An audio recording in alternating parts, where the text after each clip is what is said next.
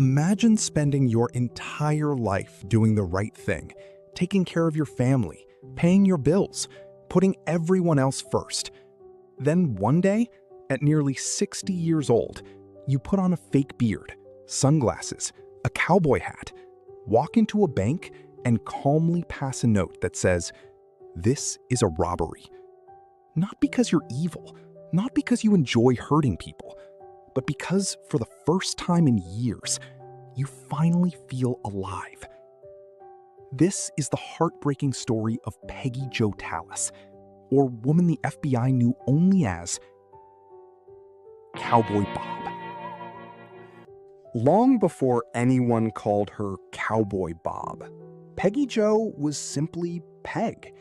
She wasn't reckless, she wasn't violent. Friends described her as warm, adventurous, and fiercely independent.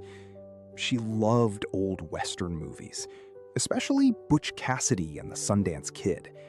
She dreamed of road trips, freedom, wide open highways, a life that belonged only to her. But life has a way of rewriting our plans.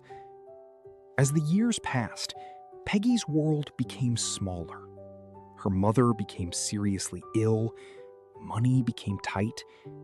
Instead of chasing dreams, she became a caregiver.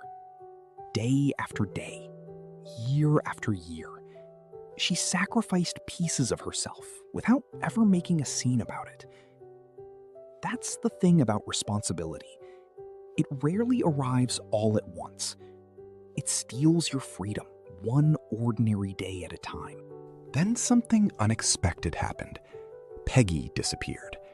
Not physically, emotionally. In her place, Cowboy Bob appeared. A fake beard, a backwards cowboy hat, oversized sunglasses. To witnesses, he looked like an older man. To Peggy, he was something else entirely. A version of herself that wasn't trapped. Someone fearless. Someone who took control. She walked into a bank, handed the teller a note, never yelled, never threatened anyone, never even carried a real gun. And then she simply walked away. The disguise worked so well that police searched for a man for years. No one imagined the mysterious outlaw was actually an older woman quietly living in Texas. Officially, she robbed banks for money. But the more people learned about Peggy, the less that explanation made sense. She wasn't living lavishly. She wasn't building a criminal empire. She wasn't trying to become rich. She still spent her days helping people. She even rescued an injured duck and cared for it until it recovered. It's hard to imagine someone nurturing a wounded animal and terrorizing strangers for pleasure. Years passed. Cowboy Bob disappeared. Police assumed the mysterious outlaw had finally retired. Then, 2 years after her mother's death, Cowboy Bob returned. She drove to a bank in Tyler, Texas. Not just any bank.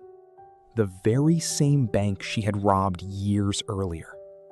She walked inside, placed another note on the counter, waited calmly, collected the money, turned around, and headed for the exit.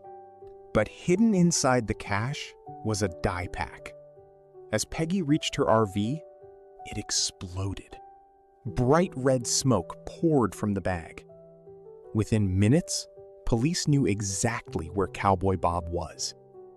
Peggy climbed into her old motorhome, started the engine, and drove away. It wasn't a high-speed chase. The old RV struggled to climb the hills. Police cars slowly closed the distance behind her. Eventually, Peggy pulled onto a quiet country road. Then, she stopped. Inside the RV, Peggy looked at 2 guns lying beside her. One was real. The other was a plastic toy. She picked up the toy, opened the door, and stepped outside. Police surrounded the RV. Officers shouted for her to surrender. Peggy looked at them and asked, "If I point this at you, will you shoot?" One officer answered, "Please don't do it." Peggy slowly raised the toy gun. Seconds later, 4 officers fired. Cowboy Bob fell beneath a sweet gum tree.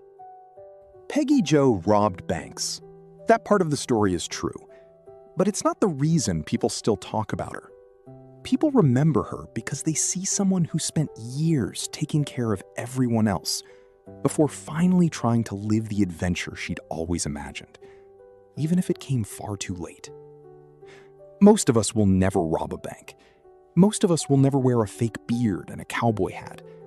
But many of us know what it feels like to slowly set our own dreams aside, to tell ourselves, maybe next year.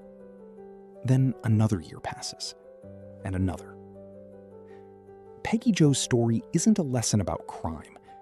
It's a reminder to ask ourselves one simple question. Are we still living the life we once imagined? Or are we still waiting for it to begin?